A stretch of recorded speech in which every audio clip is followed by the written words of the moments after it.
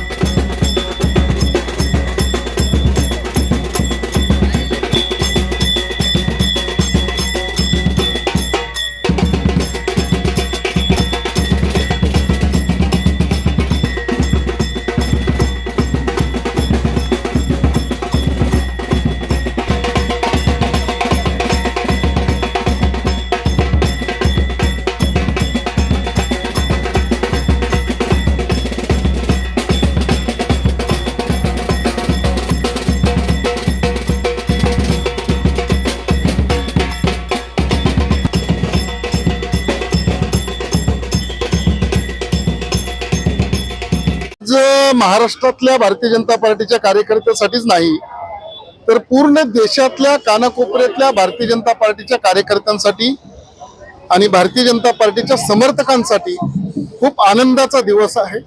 कारण गेली 15 वर्ष आपण जर बघितलं असेल तर ममता बॅनर्जींची दहशत जी त्या पश्चिम बंगालमध्ये होती ते उलथून टाकण्याचं काम तिथल्या सर्वसामान्य नागरिक आणि मतदार बंधू भगिनींनी केलेलं आहे।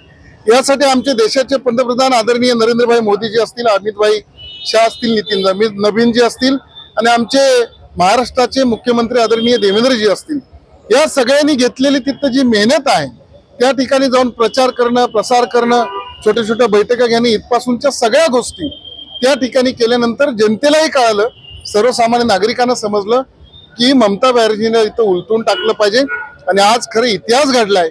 पश्चिम बंगालमध्ये नव्हतंच भारतीय जनता पार्टी सरकार, म्हणजे ज्योती बसू पूर्वी 30-35 वर्ष मुख्यमंत्री होते, त्यानंतर त्यांचंच राज्य आलं, परत त्यांचं ममता बॅनर्जी आल्या, भारतीय जनता पार्टीचा मुख्यमंत्री पहिल्यांदा तिथे बसतोय।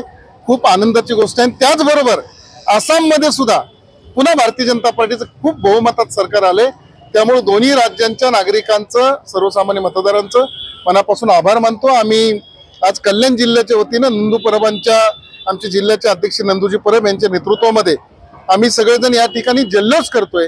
खरं म्हणजे खूप आनंदाचा दिवस आहे। आपण बघत असाल तर पूर्ण सगळीकडे वातावरण खूप चांगलं आहे आणि याकरता मनापासून मी पश्चिम बंगालच्या नागरिकांना मनापासून शुभेच्छा देतो।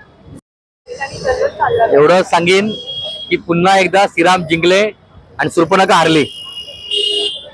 संपूर्ण तुम्ही महाराष्ट्रातनं पाहिलं असेल की काही दिवस भारतीय जनता पार्टीचे कार्यकर्ते रवींद्र चव्हाण साहेब यांच्या सांगण्यानुसार सर्व, म्हणजे आमच्या इथे असलेले मोहन नायर पण असतील, सर्व जणांनी जाऊन आपापल्या गावी जाऊन तिथल्या लोकांना सांगितलं, त्यांची गती रचना लागली आणि एक चांगलं यश मिळालं। म्हणजे जे भूतोन भविष्य असं यश आपल्याला मिळालेलं आहे। या यशाचे शिल्पकार सर्व असतील, पण एक भारतीय जनता पार्टीचा कार्यकर्ता जेव्हा पेटून उठतो आणि ठरवतो तर काय करू शकतं हे आपल्याला आज भारतीय जनता पार्टीच्या कार्यक्रमात दाखवलेलं आहे।